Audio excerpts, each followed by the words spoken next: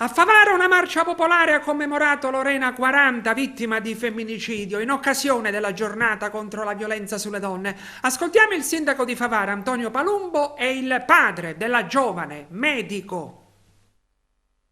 Eh sì, come abbiamo sempre detto, a volte per certe notizie sembrano lontane e distanti, quando si vivono in prima persona, quando una comunità come la nostra viene colpita così pesantemente con una propria figlia, la si sente sulla pelle in maniera più dura sicuramente. Oggi siamo qui insieme anche al collega di Furci, il paese dove purtroppo, ahimè, Lorena è stata uccisa, per testimoniare la nostra vicinanza e per dire no a ogni forma di violenza con la nostra comunità, marciando silenziosamente per Lorena.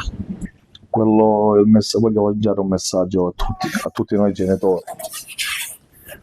Dobbiamo essere attenti ai nostri figli dai primi passi, dalla scuola elementare alle medie e superiori, perché si parla, facciamo tante fiaccolate, ne abbiamo fatta una furcisicola, più di una, ogni anno si parla del femminicidio, si parla del tutto.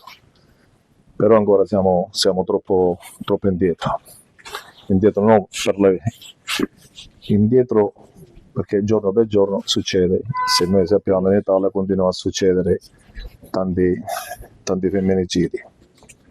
E diciamo nelle scuole devono essere professori, anzi forse inserire un'oretta alla settimana di parlare ai ragazzini. La donna rispettarla, la donna portarla nel cuore, no la donna maltrattarla per la qualsiasi cosa, la donna non si tocca. Io stasera sono emozionato, non mi viene perché onestamente non è tanto facile, vedervi tutti qua non è tanto facile.